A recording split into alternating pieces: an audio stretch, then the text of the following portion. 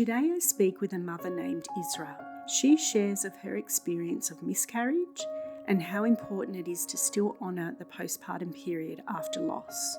We speak about how a new mother's perspective changes in the way they view other mothers and relate to the world around them. This is a beautiful conversation as Isra reflects on how motherhood changes the flavour of life, as she says, and the ways in which society has devalued the role of the mother, but instead how it needs to be elevated to the most important career we can embark on. I hope you enjoy this episode.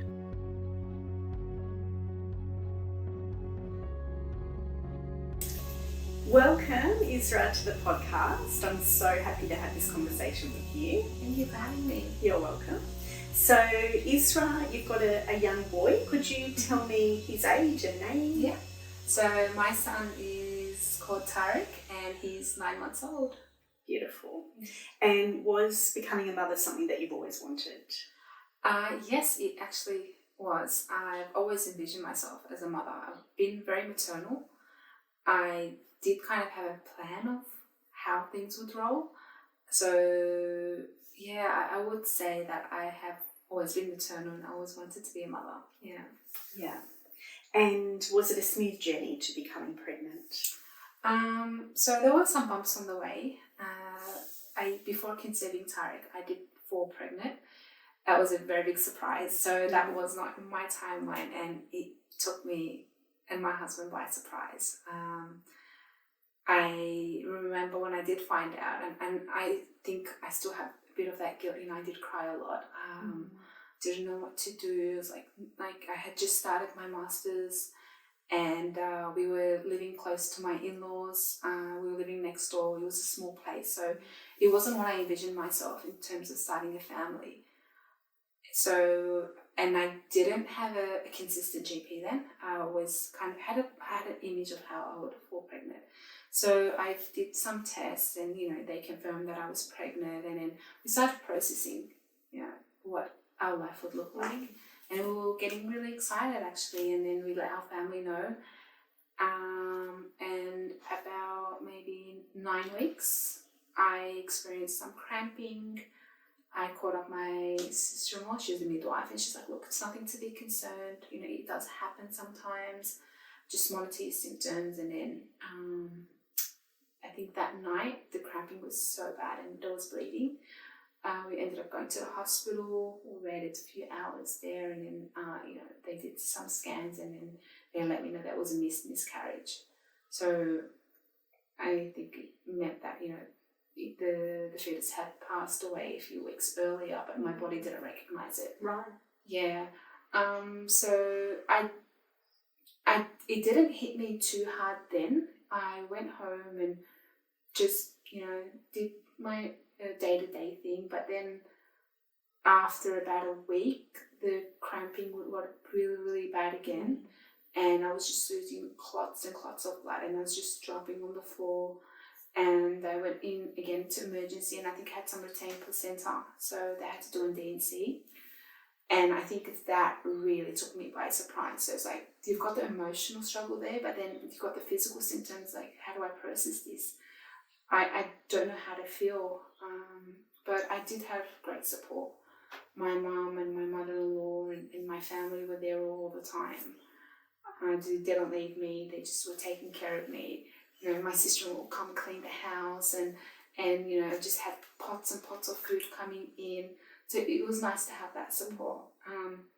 But yeah, after that miscarriage, I was like, okay, I don't think we are ready yet. So let's just be a bit more careful until we get things a bit more sorted. And then so after about 2 years, we planned to conceive, and I started tracking my ovulation. I got obsessed in the birthing world, just listening to so many stories and podcasts, and it was kind of dangerous. I think I just became obsessive, and I could see how you can go down that rabbit hole, when you are trying to conceive, and then every month you just check your are you pregnant? Are these symptoms of my period? Is it pregnancy? Or maybe I'm overthinking it. Is that a line? Is it not a line? It was so obsessive. The amount of pregnancy tests I bought, my husband was like, you need to stop. Yeah. Set up your own chemist. Yes. To sell pregnancy tests. Definitely. I think Clear Blue made a lot of profit for me. But yeah, it wasn't even a long time. I think it was 4 months of us trying, but it felt like forever. And I remember thinking, people who go through this journey and trying, for a while, like it takes such a toll on someone. So yeah, that's how Tariq came about. That was the start of it. Thank you. Thank you for sharing, and also just acknowledging the loss that you've had and the grief that was associated with that loss, because it is something that we don't really talk about very much. And in the medical world, it's seen as not a viable pregnancy, so it's not really seen as an actual human life loss, but more like a medical procedure. But as you've beautifully described, it really does have a lot of layers to it. Definitely. And a lot of women go through it, but feel like that they can't really talk about it, and that nobody will want to hear about it, and they're expected to just go back to work. Exactly. Within the next day sometimes. Yeah. No, definitely. And I remember being in the hospital, I was just crying my heart out, and I felt so alone, and I didn't process what was happening, physically. So it was really hard, and I think what took me by surprise is the physical symptoms. It's like, trying to process this, it was really painful. Yeah. So that's like a whole nother layer of things that you have to go through. But yeah, I think it's very important. I heard something the other day of, I was actually listening to a podcast, and this lady was saying, after she had a miscarriage, she treated her post loss like postpartum of 40 days. Yeah. So she did the same thing somebody will do, after having a child, and that just took me by surprise. I was like, that is amazing. We need to do this. Yeah. I totally agree. It's something that it's just seen as not, as we said, not really a pregnancy, but still you've carried a child and you've birthed a child, and so you've become a mother. Yeah. And there should be a postpartum. So that's really reassuring to know that there are some mothers out there treating it that way, but it really needs to be seen as still needing to honour that space where your baby was held, and to honour what your body and your mind have been through. Definitely. Yeah. So I'm glad your family pulled together and brought you lots of food. Definitely, the food is great. It's still a recovery, isn't it? Yeah.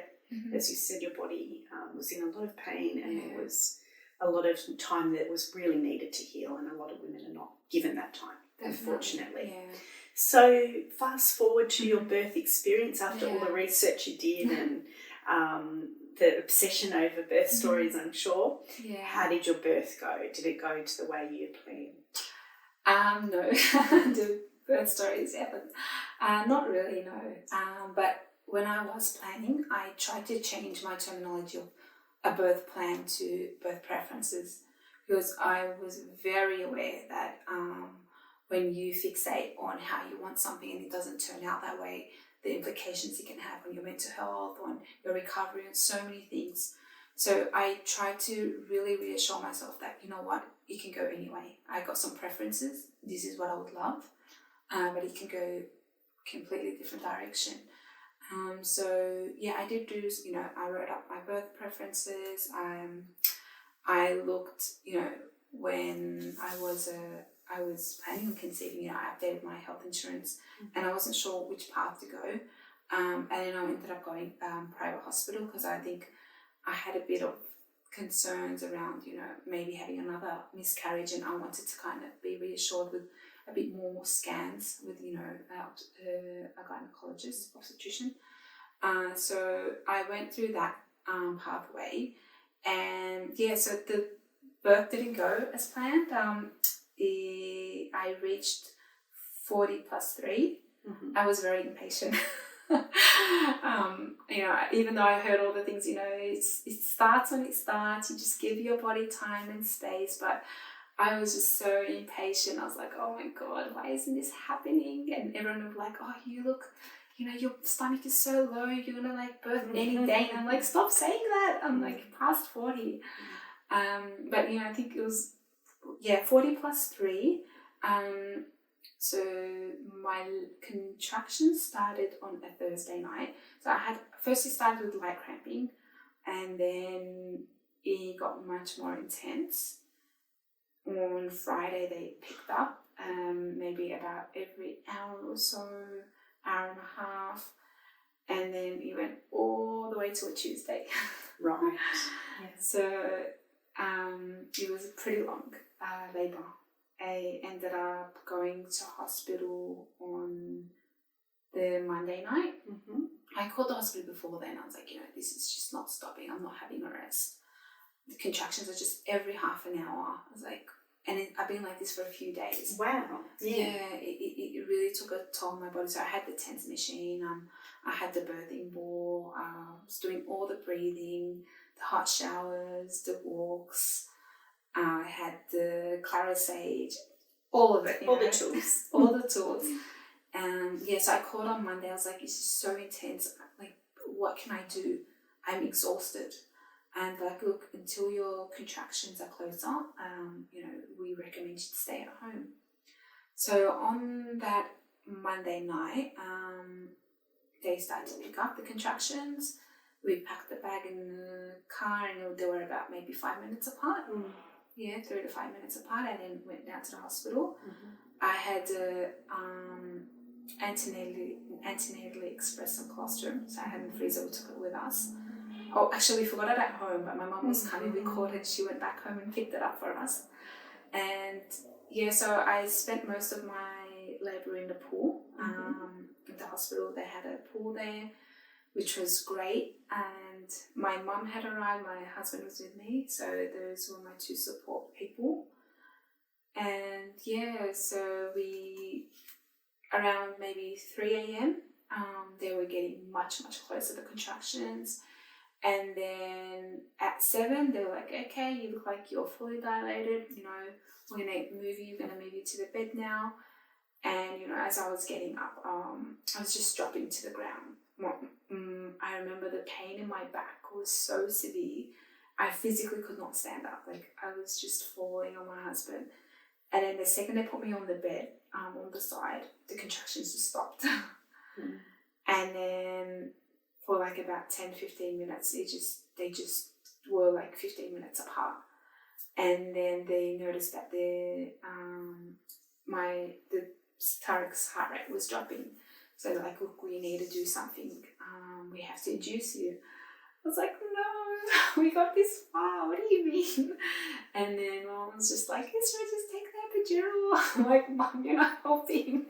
Such a classic mum thing to say. The second she walked into the hospital room, and then I was doing my breathing, I think to her it sounded like I was out of control, but I felt like I was very in my headspace. But she's like, just take the epidural, Isra'S. I'm like, Mum, just stop, go. I just didn't want her there. Yeah. So she just sat in the corner and just didn't do anything, the poor thing. So around 9 a.m. they induced me, so they gave me the drip. So this was on Wednesday? On the Tuesday. Yeah. And then they started to pick up again the contractions, and then the doctor was like to me, she's like, look, it's right, I would recommend that you do take the epidural. And then I was like, okay, let's get this. She's like, if his heart rate drops too much, we might need to move you to theatre. I was like, okay, let's get the epidural. And then they put in a code to get the anaesthetist in, and he was nowhere to be found. So he was in another hospital. So I think that took him around an hour to get there, and the contractions were picking up a lot. So he got me injected. He put in the epidural, and then as I was there, I think Tarek's head was rotated in a way. So the obstetrician, look, it's right, I need to rotate him. And it's like, okay. And then she rotated him. I remember that was so painful. I don't think I've ever screamed in my life the time I screamed then. It was really, really painful when she just went in, she tried to turn him. And then, so the contractions were obviously, I wasn't feeling them, but I was feeling a lot, down there. A lot of pressure? I wouldn't know if it was pressure, but I was very aware of what was happening. It was really strange. I was able to move my legs. And then, so we started the pushing stage about maybe at 9, And then my doctor let me know she needed to do a episiotomy because his head was a little bit too big. So, she done that, and we pushed for about maybe 2 hours. And then... It's a long time. Yeah. It was a long time. And then I think she had to use the vacuum actually to get him out as well. And then they put him out and they put him on my chest. And so that was a very beautiful moment. Just having him there, and, he was breathing fine and he looked good and healthy. And I remember throughout also my pregnancy, my main concern was tearing. So I thank God didn't tear too bad. I think it was just like a 2nd degree. Yeah, that was my birthing story. It's always so interesting when women share their birthing stories. There's so much detail and they really don't forget it. Yeah. Even grandmothers share their birthing experience like it was yesterday. It's always there. Yeah. Definitely. It really is something embedded. Yeah. Yeah, for sure. Yeah. So you did all the things to hopefully avoid a lot of those interventions. Mm-hmm. You had quite a few of them. Yeah. How did you feel about that afterwards? Look, being completely honest, I felt a bit disappointed. I noticed that I think the support there, I think I had a crisis of confidence, and I think I needed somebody that gave me that reassurance instead of that, not like feeling almost, stuck for me. I didn't need that. And I think, and it's, of course, when you have your loved ones there, they're just worried about you. That's right. I didn't need that. I did have a midwife. I had 2 midwives there in the hospital. And one of them, I remember that I didn't want anyone touching me. I was very in my own headspace. I didn't want my husband, I didn't want my mum. But she was there guiding me. And I remember she put my head on her chest when I was pushing. And I just broke down. Like, it felt so maternal. And I felt that it was exactly what I wanted, because she was guiding me. She was kind of telling me what to do. And, it gets me emotional just thinking of her, but it was such a beautiful moment. And I think having people that actually share maybe what you want, and also support the things that, and have faith in you, is something that's very, very important in that space, especially when you're so vulnerable. So I think, totally. And that midwife was pretty special, because a lot of the time midwives don't really have the time or space to do something like that. So she was able to mother the mother, so to speak, and be there just for you, not to be there to request medical intervention, but just to really see you and comfort you and reassure you. Exactly. I will never forget her. Her name was Margaret. Such a beautiful soul. And I think, that's what's Which hospital was that, sorry? St. George Pride. Okay. If any of the listeners are birthing there and come across Margaret, they can request her. Definitely. Yeah. And were you able to process that afterwards and work through that, or do you feel like that there's still some things there that you're not quite at ease with? I think that I requested my hospital notes a few months after, and I did want to debrief with somebody about it. And I did want to talk to my sister-in-law, because she was a midwife, but poor thing had her own traumatic birth, a whole nother level. So I didn't feel that I wanted to kind of put more on her. But I think yes and no in terms of processing. I do still feel that inside of me, I do want to, my next birth to be more different. But at the same time, I'm just so glad that my son was healthy. I was okay. The post-care at the hospital was amazing. So they had lactations nurses, consultants. They were there all the time. They had like classes. They had physio that came in, and they really, really supported us there. So I think having that really helped, just to kind of get our head around the beginning of motherhood and fatherhood for my husband. So that really helped. But yeah, I think that maybe there is still a bit more processing to happen, but I definitely have come to terms with what did happen. Yeah, good. Yeah. And I'm glad you mentioned too that you requested your file, because that is something that a lot of women aren't really aware of, that you can ask for your notes and that you can request a debrief. Definitely, and especially if there are some concerns around a future birth and what that might look like. Every birth is so different. It doesn't mean one birth is going to lead to the same. That's it. Next birth. It doesn't set the tone for the next birth, which definitely is another misconception too. Yeah. And also the fact that you mentioned you had a healthy baby, and that was of course something that we're all aiming for. But sometimes that comes at the expense of feeling like we don't matter. That really it's only the health and well-being of the baby that matters. But also how we feel and how we've come away from that experience is really important. And as we know, there's a lot of trauma in birth at the moment, so we want women to feel like they can say, hey, I'm not okay. Definitely. Okay, so lots of preparation for birth. How did you prepare for postpartum? Yes and no. I think I could have prepared more, but there are things that I did prepare for. So when I was pregnant, I was definitely in that nesting period. I prepared some meals, I frozen them. I did a course for breastfeeding. I was very aware that it is a struggle. Also with the expectations, I lowered my expectations for breastfeeding. I'm going to try what I can. If things don't work out, it's okay. So I really tried to engrave that in that mindset in me. What else did I prepare? I tried to kind of educate my husband about certain things. I was very aware that my family and my, for my birth, my side and my husband's side are very, very supportive. So those are the things that I did prepare. Great. Is there any traditional postpartum practices in your culture that you were adhering to, or just the family support? So we don't have much traditions. We have recommendations on not to leave as much. Try to stay in that bubble.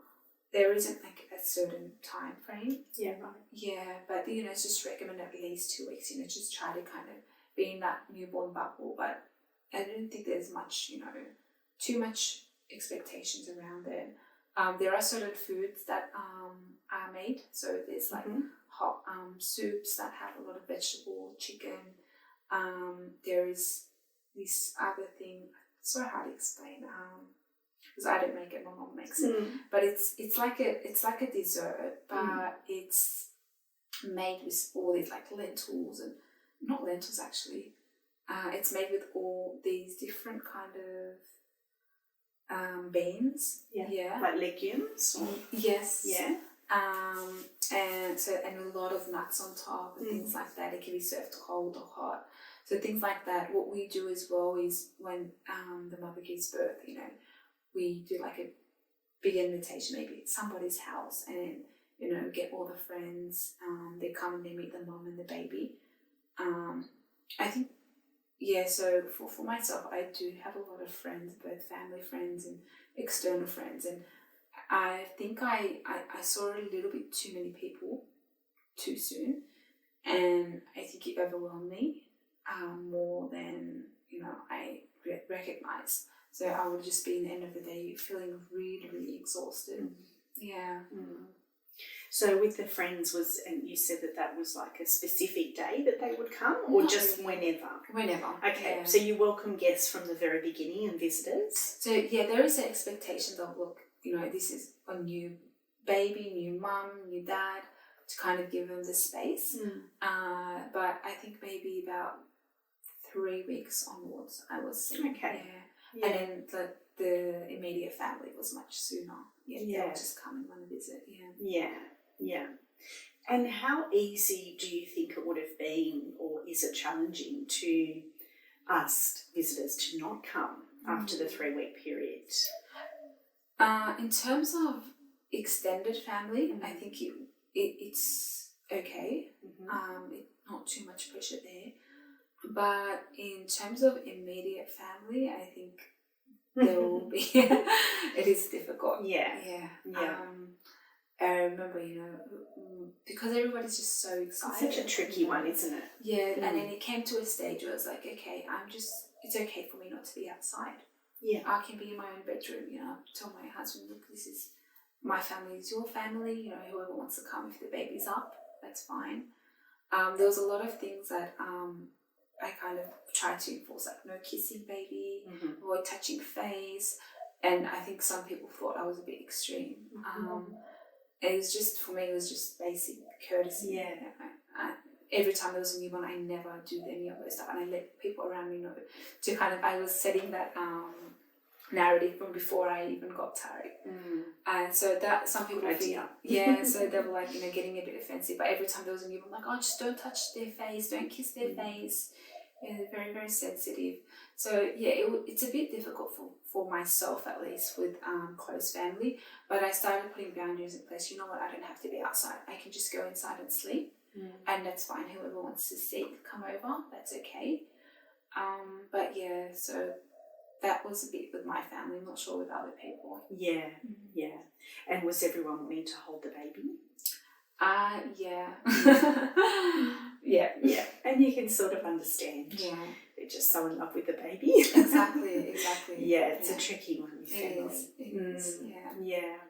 So your breastfeeding experience, how did that go? So, it's still going, thank God. So Tariq is exclusively breastfed, but like I said in the beginning, I definitely tried to put that, expectation that it's okay, because I'm very aware of, the struggles. I know my mom wasn't able to breastfeed us. Even my mother-in-law was saying her story, she couldn't breastfeed any of her kids. She really, really struggled with that.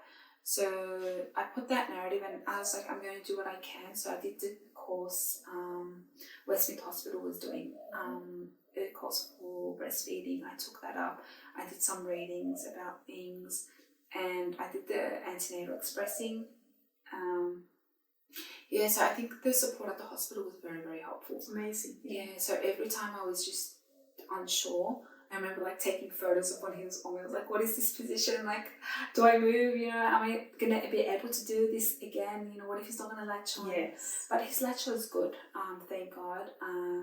But the support at the hospital was really, really helpful. I'd call in a nurse every time I was like, I don't care, how many times I pressed that buzzer. If I'm unsure, I'm just going to use the help, and they were so helpful. So that was great. I think some of the struggles I did have with breastfeeding, those more of the emotional and the mental struggles. It was just processing the concept of this little tiny human cannot survive without me if I am not there. And for me, in the beginning, I found that thought pretty suffocating. Yeah. It was really intense. I was like, I can't do anything, but even I remember waking up once in the middle of the night for the 100th time, and then my husband was like, he just wants milk, he just wants the boob, and I'm like, he doesn't want the milk. It's like his head, I just gave that. I'm like, just stop saying that. I was just telling him, just stop saying he just wants, another feed. And it was, just a sleep deprived mum was just don't keep telling her that, the baby just wants the boob. But it was really hard in the beginning, that concept. And then I started pumping and storing milk.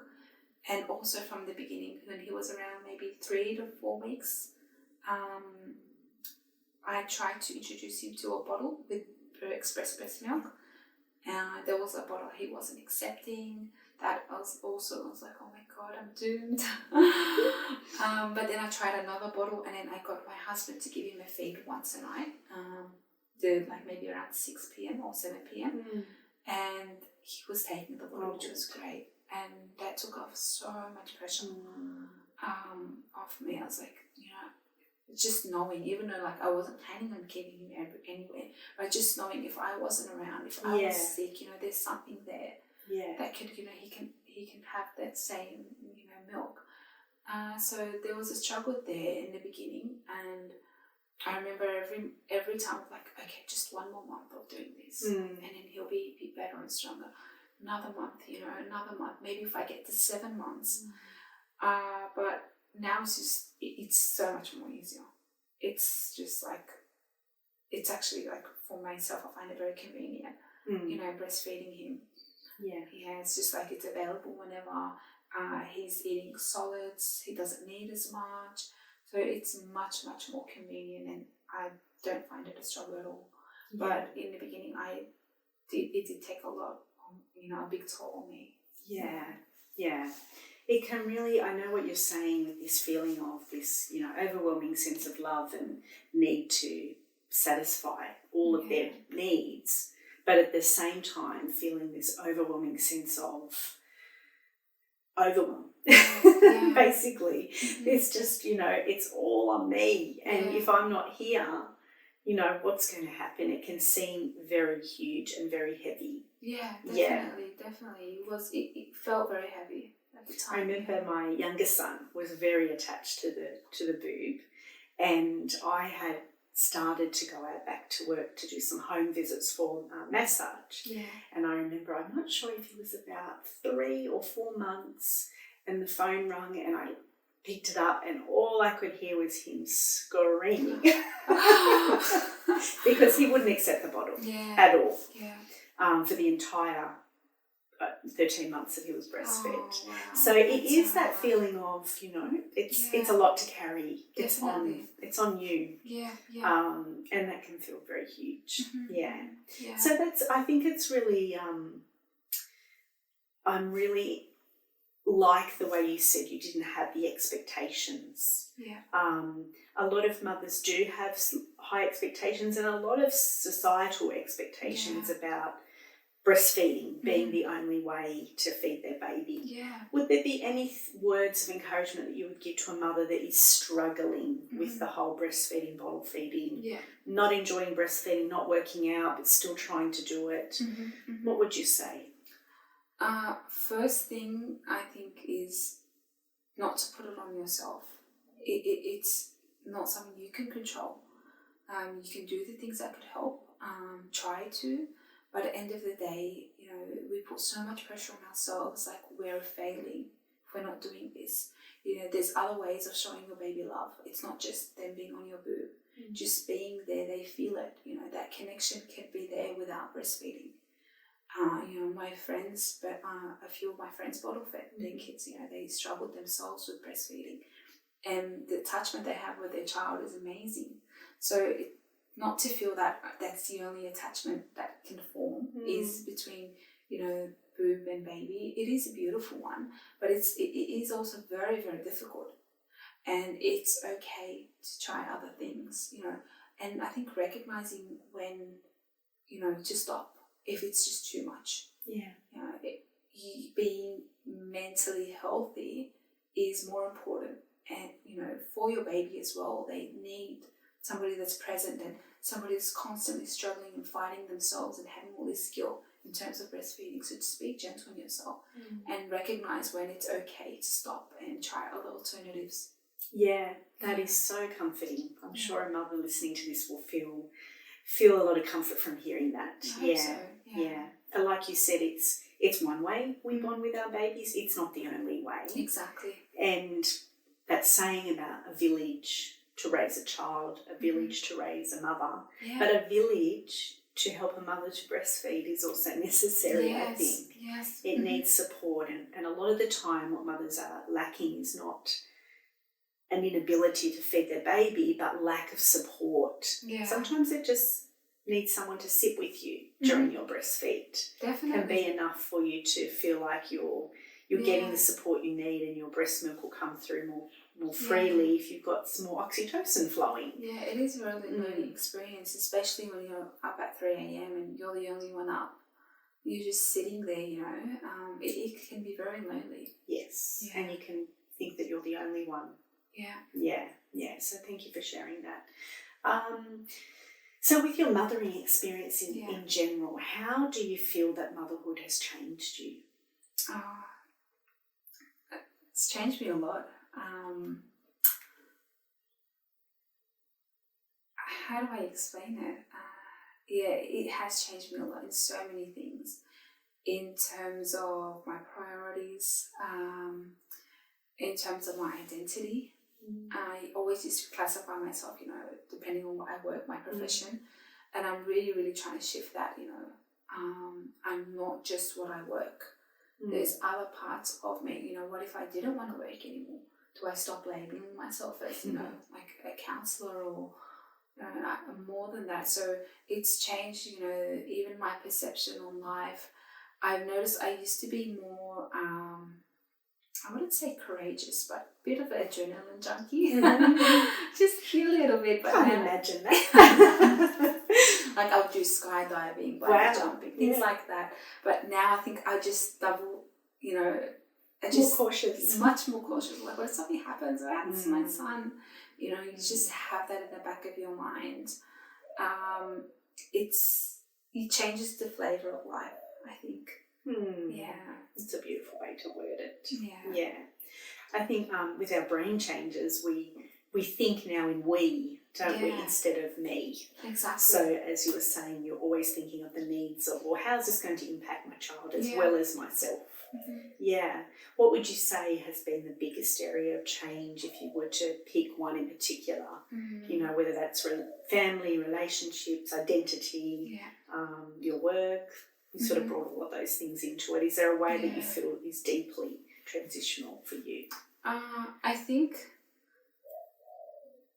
it's a mix of everything.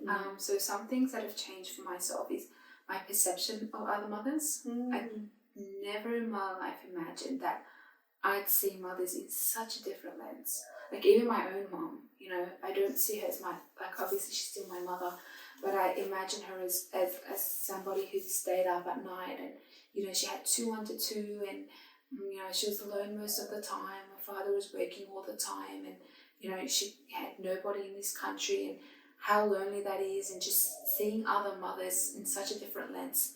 I had friends that had, kids when they were a bit younger, maybe in their early 20s, and I always, it's like, oh yeah, she's got a kid, but it never crossed my mind of their struggles and how much they might have struggled, especially when they're younger. All the knowledge I know and all the research I've done and everything I know has helped me. But, going into this and not having that, I think is really hard, not having that support. So I think that's one thing that's changed for me, my perception of other mothers, of how incredible women are and how strong we are. It's actually very beautiful. Yeah. It makes me quite emotional. Yeah. What else has changed? I think, your relationships change in terms of the things you can do, you can't do. You notice like some friends, not that they slip away, but they're just more in their own little bubble because they can't relate. It's like, okay, I've got my son, he sleeps at 7. If we were to go out, I need somebody to come home, or I need to have him sorted, before, and not a lot of people, just, they come like, oh, why didn't you get Tarek with you? Like, oh, he's sleeping. Oh, yeah, why don't you, just keep him up? Like, no, it doesn't work that way.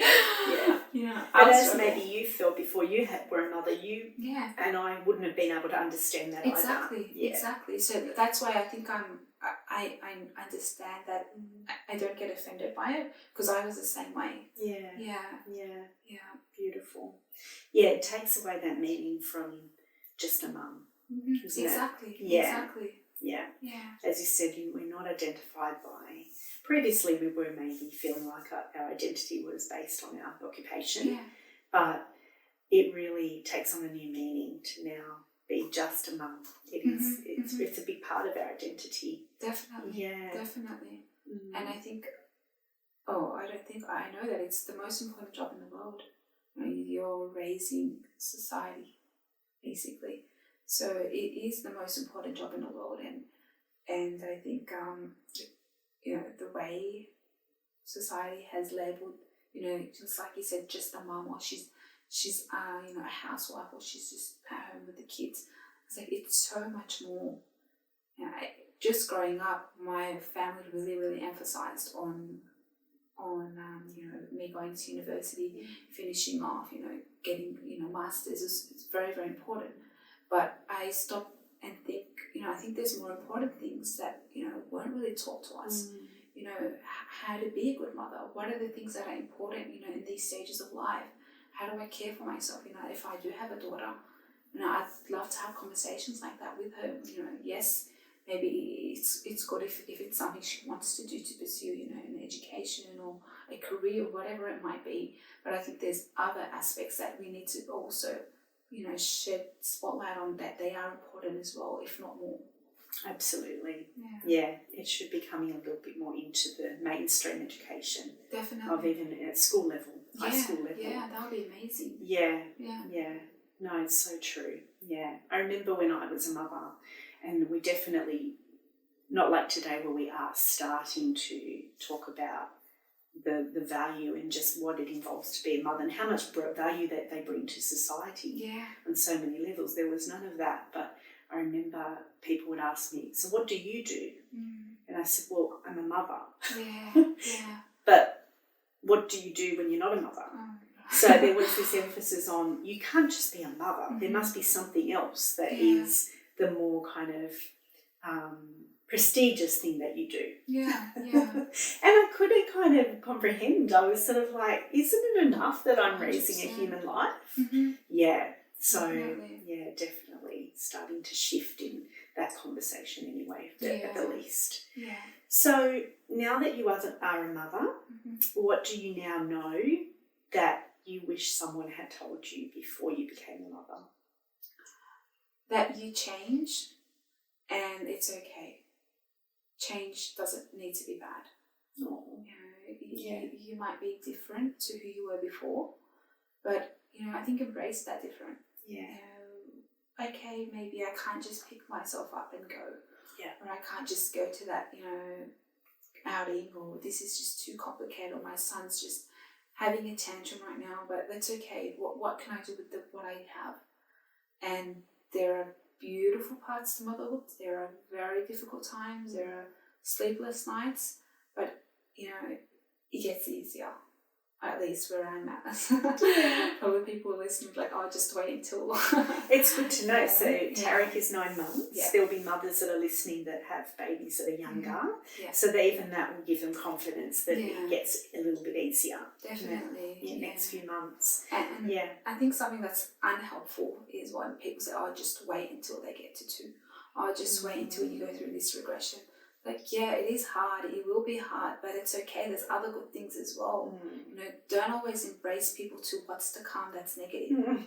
It doesn't help, you know. It's very unhelpful. And it's almost wishing the child's life away. Exactly. It'll get easier when the tooth comes through. It'll get easier when they're walking. It'll get easier when really it's just another stage of their life that has its own challenges. Definitely. But that's really beautiful. So what would you say to encourage a mother that might be struggling in her current season of mothering? Well, something I wish I would have done was maybe connect with other mothers. So I, you know, join a mother's group or other people who are going through a similar journey as you, because a lot of people won't understand who are not mothers. You know, you can't expect your girlfriends that, you know, just, you know, living their day-to-day or their normal job to kind of understand or connect with you, you know, what you're going through exactly. But other mothers do. So try to, you know, find that group. I didn't do that soon enough. I always kind of thought I have a lot of friends, it's okay. But now I'm connecting more with the friends that have kids similar stages to me, and I think it's great to have that. It's like, all right, well, this is what's happening with me, and then, you know, you can just talk about it, and it doesn't have to be people who have similar views as you. you know, they could do a whole completely different method or whatever it might be. Yeah. But it's just having people in a similar kind of stage as you is helpful. Yeah. Yeah. Yeah. No, that's really helpful.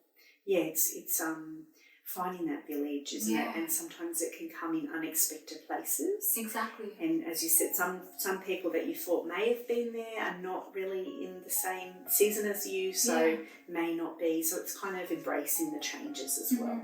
Yeah. No, that's so helpful. I'm sure that some mother or many mothers that have listened to this episode will find a few gems there and will have learned from your beautiful insights into motherhood. I hope so. Thank you for being here. Of course. Thank you for having me. Welcome.